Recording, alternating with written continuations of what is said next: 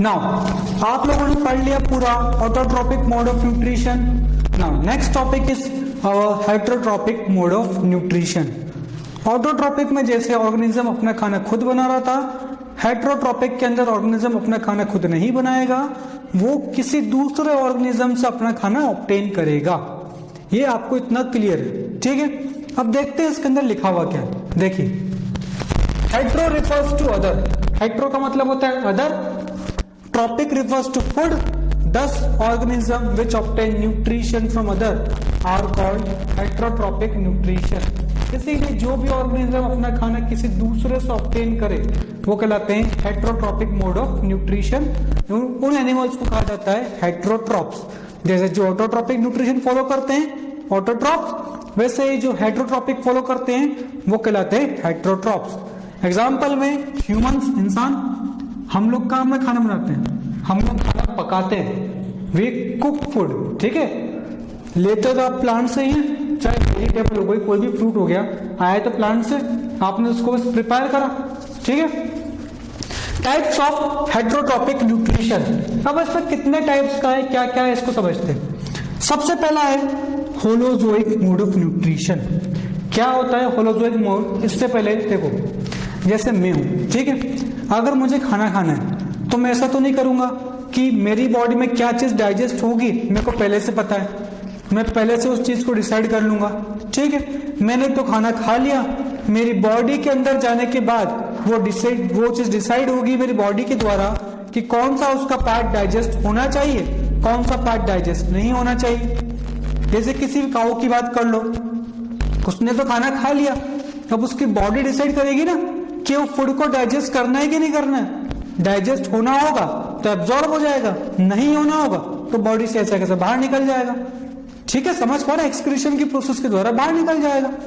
ये मोड जिसमें एनिमल की बॉडी के अंदर डिसाइड हो कि कौन सा फूड पार्टिकल लेना है, कौन सा फूड पार्टिकल नहीं लेना है, वो कहलाता है आपका होलोजोइक मोड ऑफ न्यूट्रिशन। अब आपके मन में कभी सवाल आया कि सर ऐसे तो सभी ऑर्गेनिज्म होलोजोइक ही हो गए, तो मैं कहूंगा नहीं, कुछ ऑर्गेनिज्म ऐसे होते हैं जो अपनी बॉडी से अपने, जैसे बात करते हैं हम फंगाई की, देखो एग्जाम्पल समझाता हूं आपको मैं, जो है फंगाई का, ठीक है। फफूंद का, फफूंद एक ऐसा ऑर्गेनिज्म है जैसे ये फूड पार्टिकल, इस फंगाई को उसको खाना है। फंगाई क्या करता है, अपने माउथ से कुछ केमिकल सब्सटेंसेस को इसके ऊपर निकालता है। ये इसने निकाले अपने माउथ से कुछ केमिकल सब्सटेंसेस को, ठीक है। वो केमिकल सब्सटेंस क्या करेंगे, इस फूड पार्टिकल पर जाकर जो पार्ट डाइजेस्ट होने का होगा उसको तोड़ के अलग कर देंगे पहले से। जैसे सपोज इस फंगाई में ये जो पार्ट है, जो मैं शेड कर रहा हूं, ये पार्ट डाइजेस्ट हो सकता है, बाकी का पार्ट डाइजेस्ट नहीं हो सकता है। फंगाई ने अपने माउथ से कुछ केमिकल सब्सटेंस निकाले इसके ऊपर, उन्होंने क्या किया, जाके इस चीज को ऐसे तोड़ दिया, ये देखो, हाँ, ये इस तरह से तोड़ दिया कि ये पार्ट डाइजेस्ट हो सकता है, ये पार्ट नहीं हो सकता है। मतलब इसने अपनी बॉडी के बाहर ही डिसाइड कर लिया क्या डाइजेस्ट होगा और क्या नहीं होगा।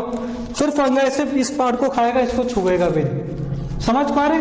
लेकिन हम लोग ऐसा नहीं करते, हमारी बॉडी डिसाइड करेगी डाइजेस्ट करना है कि नहीं करना है, इसलिए हम लोग कहलाते हैं होलोजोइक मोड ऑफ न्यूट्रिशन। देखो क्या लिखा हुआ है, this type of nutrition involve taking in of solid particle. Solid particle को ऐसा का ऐसा बॉडी के अंदर लेना, which have to further broken down into simple particles, जिसको आपकी बॉडी अंदर जाने के बाद सिंपल पार्टिकल्स में तोड़ेगी और फिर आपकी बॉडी डिसाइड करेगी डाइजेस्ट होगा या नहीं होगा। This is known as holozoic mode of nutrition. फिर एग्जाम्पल, हर्बीवोर्स, जितने भी हर्बीवोर्स जान दो सब इस तरह के, कार्निवोर्स और ओमनिवोर्स। वेल सिंपल सी बात है, हर्बीवोर और कार्निवोर्स हो ही गए तो ओमनिवोर्स को तो होना ही है। ये तीन प्रकार के जितने भी ऑर्गेनिज्म जानते हो नाम, सब के सब होलोजोइक मोड ऑफ न्यूट्रिशन को फॉलो करते हैं। आगे हम पढ़ेंगे सेप्रोट्रॉपिक, उसमें फंगाई का आएगा, हम पढ़ेंगे पैरासाइटिक, उसमें डिफरेंट एनिमल्स आएंगे, हम पढ़ेंगे सिम्बायोटिक रिलेशनशिप, उसमें डिफरेंट ऑर्गेनिजम्स आएंगे, फिर पढ़ेंगे इंसेक्टिवोरस प्लांट्स, उसमें अलग चीज आएगी। तो ये चीज आपको यहां तक क्लियर है कि होलोजोइक मोड ऑफ न्यूट्रिशन होता क्या है? क्लियर बिल्कुल। नोट करो इस चीज को। नाउ आपने अभी तक पढ़ लिया होलोजोइक मोड ऑफ न्यूट्रिशन। अब सेकंड पार्ट हम इसका पढ़ने जा रहे हैं जो है सेप्रोट्रॉपिक मोड ऑफ न्यूट्रिशन। देखो क्या होता है कि आप सभी लोगों ने एक चीज सीखी है, या आपको फिर से बताता हूं मैं, जब भी कोई चीज मर जाती है, ठीक है, कोई भी ऑर्गेनिज्म मर जाता है और जब वो सड़ने लगता है तो कोई ऑर्गेनिज्म आता है, उसके ऊपर कोई चीज आती है जो उसको खाकर खत्म करती है, ठीक है, जो उसका न्यूट्रिशन जो उसको चाहिए ले लेती है, बाकी सब मिट्टी में मिला देती है। इससे मिट्टी की फर्टिलिटी बढ़ती है, सॉइल की फर्टिलिटी बढ़ती है। इसी तरह से मैं बात कर रहा हूं सेप्रोट्रॉपिक ऑर्गेनिज्म जो सिर्फ डेड और डिकेइंग चीज के ऊपर खाना खाते हैं, उसको ही खाने की कोशिश करते हैं। या तो वो चीज मर गई है या वो सड़ गई है। अगर वो चीज अवेलेबल है उसको, तो उसको अपने न्यूट्रिशन के रूप में लेना चालू करेगा। और जो ऑर्गेनिज्म सड़ी गली चीजों को खाते हैं वो कहलाते हैं सेप्रोट्रॉप्स। वो nutrition saprotrophic mode of nutrition.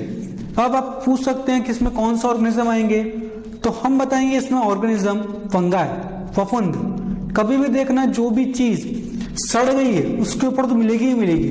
कुछ बैक्टीरिया भी होते हैं जो भी उसके ऊपर मिलते हैं। तो धीरे धीरे करके पढ़ते हैं इसमें क्या चीज, आपको बारी बारी सब कुछ समझ में आएगा। ठीक है, देखो क्या चीज है। सेप्रो रिफर्स टू रॉटन। सेप्रो मतलब रॉटन, सड़ा हुआ। Trophic refers to food. Saprotropic nutrition is the process by which organism feed on dead and decaying matter. Saprotropic nutrition वो प्रोसेस है जिसके अंतर्गत कोई भी ऑर्गेनिज्म सड़ी गली चीजों को खाता है, उससे अपना न्यूट्रिशन लेने की कोशिश करता है।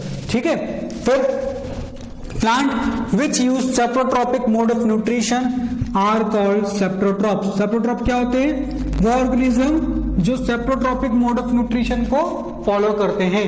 ठीक है, they follow extra cellular digestion. Competition के हिसाब से इंपॉर्टेंट है, स्कूल एग्जाम में नहीं पूछा जाता है। क्या मतलब है इसको देखो, ये था फूड का पार्टिकल, ठीक है। अगर हमको खाना है, हमने क्या किया, उठाया मुंह में डाला, आपकी बॉडी डिसाइड करा डाइजेस्ट करना है कि नहीं करना है। आपने तो नहीं करा, आपने करते हैं अपन लोग इंट्रा सेल्यूलर, अपन लोग करते हैं इंट्रा सेल्यूलर डाइजेशन। मतलब आपकी बॉडी के सेल डिसाइड करेंगे, आपकी बॉडी डिसाइड करेगी कि आपको वो खाना डाइजेस्ट होगा या नहीं होगा।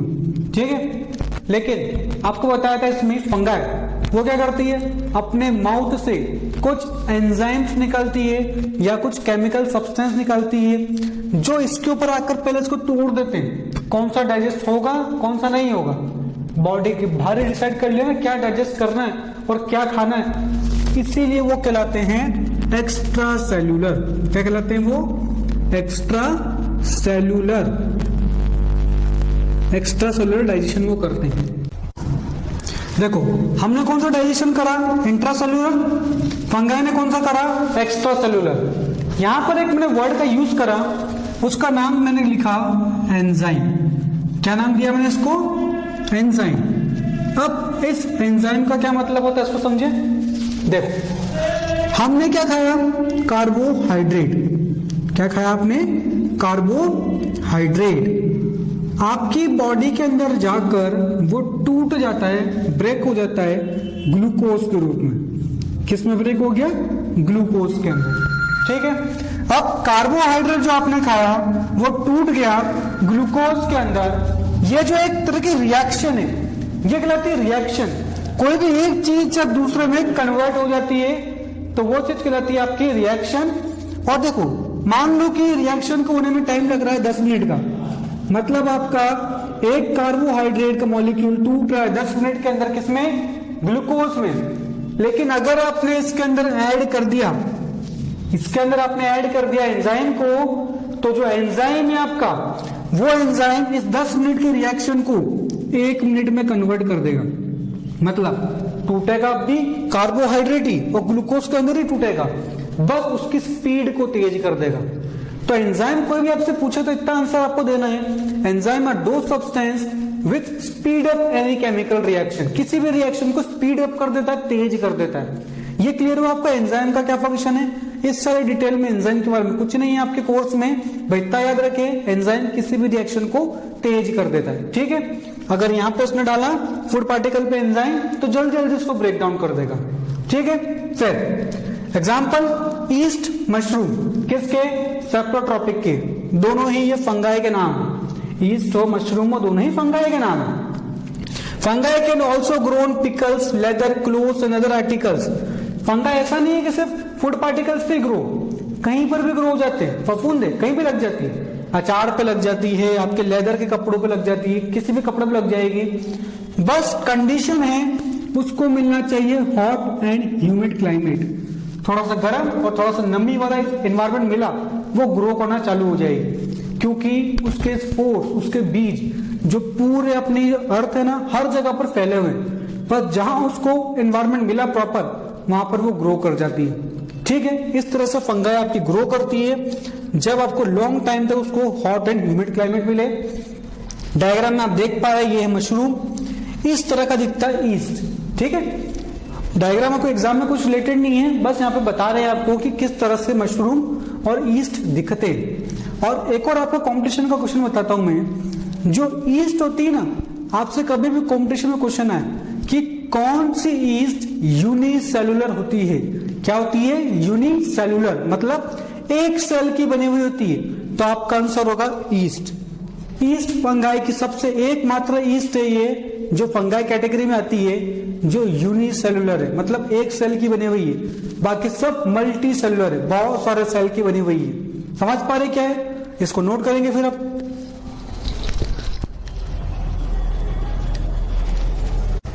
Now next mode of nutrition जो हम बात करने जा रहे हैं उसका नाम है parasitic mode of nutrition. Parasite एक सिंपल सा वर्ड है, मतलब किसी दूसरे से अपना खाना ऑब्टेन करना, मतलब पूरा का पूरा सामने वाले पे डिपेंड होना। सामने वाला आपको खाना देगा तो ही आप जिंदा रह सकते हो, वो नहीं देगा तो नहीं रह सकते। ये होता है पैरासाइटिक मोड ऑफ न्यूट्रिशन। ध्यान से समझना क्या होता है।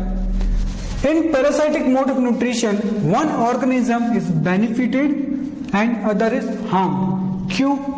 आप एक बात समझो, जैसे मेरे ऊपर कोई पैरासाइट है, ठीक है, और वो मुझसे उसका खाना ले रहा है, वो तो बना नहीं रहा, मुझसे ले रहा है उसका खाना, तो मेरा तो नुकसान कर रहा है ना। जो खाना मैं मेरे लिए खा रहा हूं वो उसको देना पड़ रहा है, तो मेरा नुकसान हो रहा है, लेकिन उसका फायदा हो रहा है। तो वही तो कह रहे हैं, वन ऑर्गेनिज्म इज बेनिफिटेड, जो मेरे ऊपर है उसको बेनिफिट हो रहा है, लेकिन मुझे तो हार्म हो रहा है, ठीक है, मुझे नुकसान पहुंच रहा है। One is benefited and one is harm. फिर benefiting partner is called parasite, जिसको बेनिफिट हो रहा है ना वो कहलाता है पैरासाइट, और जिसको नुकसान हो रहा है वो कहलाता है होस्ट। मतलब मेरे केस में मेरा होस्ट, और जो चीज मेरे ऊपर लेके मेरे अंदर से खाना खा रही है वो है मेरा पैरासाइट। क्लियर हुआ पूरा? फिर it takes food from host through special type of fruits called sucking roots. क्या होता है पैरासाइट? प्लांट्स की बात कर रहे हैं, इसके अंदर एनिमल्स की बात नहीं कर रहे अभी। जब भी कोई प्लांट में पैरासाइट होता है वो क्या करता है, अपने स्पेशल रूट्स निकालता है जिसको कहते हैं सकिंग रूट्स।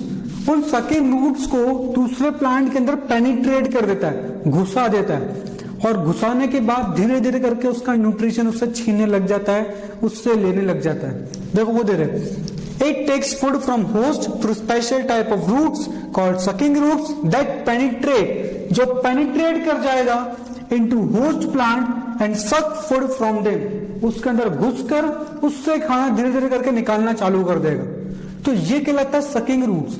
पैरासाइट बहुत खतरनाक होते हैं। जैसे हम बात करें, कुछ पैरासाइट तो थोड़ा ठीक है, ज्यादा नुकसान नहीं करते, लेकिन कुछ पैरासाइट ऐसे होते हैं जो आपकी बॉडी का सारा न्यूट्रिशन ले लेते हैं और आपकी बॉडी को इतना कमजोर कर देते हैं, न्यूट्रिशन तो मिल नहीं रहा, बॉडी कमजोर हो रही है, इतना कमजोर कर देते हैं कि आप नॉर्मल सर्दी जुकाम से भी फाइट नहीं कर पाते। मतलब सर्दी जुकाम भी बहुत बड़ी बीमारी लगती है फिर आपको। पैरासाइट एक खतरनाक चीज है, ठीक है। समझ में आए क्या होता है हेटरोट्रॉपिक में क्यों आ रहा है? तो ये तो हुआ पैरासाइट के होता क्या है। अब पैरासाइट को दो टाइप से महीने में डिवाइड करा है। पहला एक्टो पैरासाइट। एक्टो इस वर्ड फॉर आउट, बाहर के साइड के एक्टो वर्ड यूज करते हैं। जैसे बात करती मैंने मेरे ऊपर, जैसे मान लो मेरा हाथ है, इस पे कोई आके पैरासाइट बैठा तो मेरी बॉडी के तो बाहर है ना, भले न्यूट्रिशन मेरे से ले रहा है लेकिन है तो बॉडी के बाहर, तो वो कहलाएगा एक्टोपैरासाइट, जब आपकी बॉडी के बाहर हो और आपसे न्यूट्रिशन ले। ऐसा दूसरा होता है endoparasite. Endo is for in, अगर कोई ऑर्गेनिज्म, कोई पैरासाइट मेरी बॉडी के अंदर चला गया और मेरी बॉडी के अंदर से न्यूट्रिशन लेने लग गया, पैरासाइट अब भी है लेकिन अब कहां से ले रहा है, अंदर से, तो कहलाता है एंडो। एक्टो और एंडो कॉमन शब्द है बायोलॉजी के। Ecto is for outside and endo is for inside. अगर पैरासाइट बाहर हो तो एक्टोपैरासाइट, अंदर हो तो एंडोपैरासाइट। एग्जांपल देख लो, यह डिफाइन भी आ गया। Which live on outer surface of host, host के बाहर रहता है। Which live inside the host, जो होस्ट के अंदर रहता है। कसकटा और ये टिक्स। टिक्स एक ऑर्गेनिज्म होता है, मेनली एनिमल्स के ऊपर होता है, प्लांट्स पर नहीं होता है। कसकटा का नाम आप सबने सुना है, अमरबेल, ठीक है, उसको इंग्लिश में कहते हैं कसकटा। वो एक तरह का पैरासाइट है, वो खाना खुद कभी नहीं बनाता, हमेशा दूसरे से ऑब्टेन करता है। एंडोपैरासाइट में टैपवॉर्म, लिवर फ्लूक। कंपटीशन के हिसाब से एग्जाम में कोई नहीं पूछेगा एंडो क्या होता है, एक्टो क्या होता है, बस आपको याद होना चाहिए कि पैरासाइट होता क्या है। और कसकटा, इसके ऊपर क्वेश्चंस आते हैं। कसकटा को अपन डिटेल में पढ़ रहे हैं अभी अपन, लेकिन पहले इसको यहां तक नोट करो, ठीक है, नोट करो इसको। Creative Minds Global School welcomes you to the world of bright future. Around 1 lakh square feet ultra-modern school campus opened its door to ensure international level studies. We believe that every child is unique and has immense potential to excel. We encourage our students to think independently and nurture their dreams. I am energetic. At Creative Minds, curricular and co-curricular activities complement each other to develop best skills in the students. I am confident. I am smart. I am strong. I am ambitious. Our job is not to prepare students for something. Our job is to help students prepare themselves for anything.